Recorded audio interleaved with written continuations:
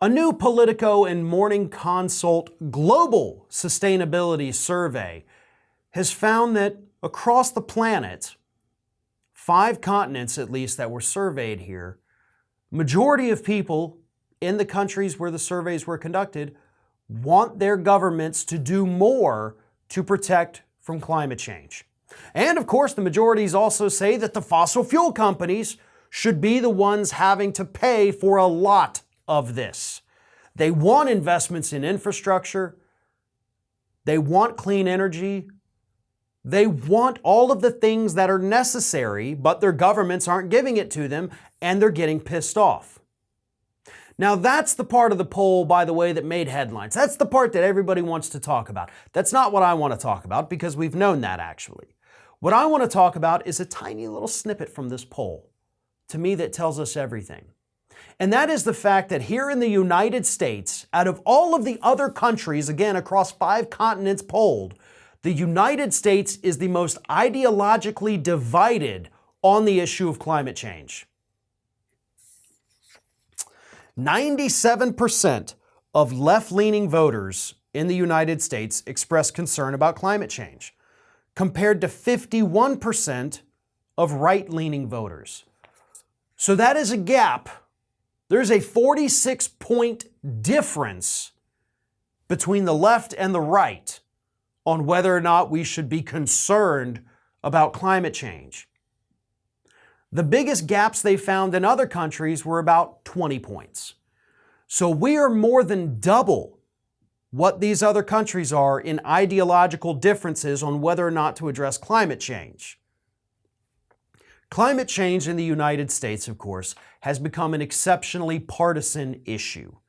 And the big reason for that is because for decades now, Republicans have been pushing the false narrative that either the climate always changes, or that climate change just straight up isn't happening, or that climate change is happening, but it's totally going to be good for us because it's going to open new shipping routes in the Arctic.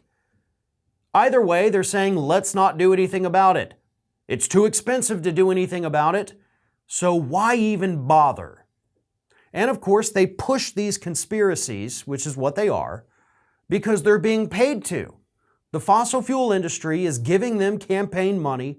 They're sending their lobbyists out there to wine and dine these individuals so that they go out there and say these incredibly stupid things on camera. They say it on the floor of the House and the Senate, and they say it in their legislation. Because of that, because of this unfettered flow of corporate money from the fossil fuel industry, mostly to Republicans, but it's gotten to enough Democrats to make Democrats useless on the issue too. That's why we have such a huge ideological divide about this issue here in the United States. Other countries don't have this. Sure, there's divides, absolutely, but nowhere near the level that we have here in the United States. And it's because we have allowed this absolute, not just the cash, but the misinformation campaigns that have been put forward and funded by fossil fuel companies for decades. They have more money than any of us could ever fathom, and they've paid more money than any of us can even imagine to spread fake studies, to pay off, as Mike Papantonio calls them, biostitutes, to write these phonied up reports saying that climate change isn't a threat, it's all overhyped nonsense. And the real problem, of course, is that you, the individual, aren't using paper straws. These companies are responsible. And while we all do share personal responsibility as well, nobody has more personal responsibility than these fossil fuel companies. But as long as they continue to pay off the right politicians, we're going to not only continue to see this ideological divide, but we're also going to continue to see absolutely no forward progress on the issue of climate change. This is Hattie. Hattie wants to know why you have not subscribed to our channel. You obviously like our videos, so do us a favor and subscribe.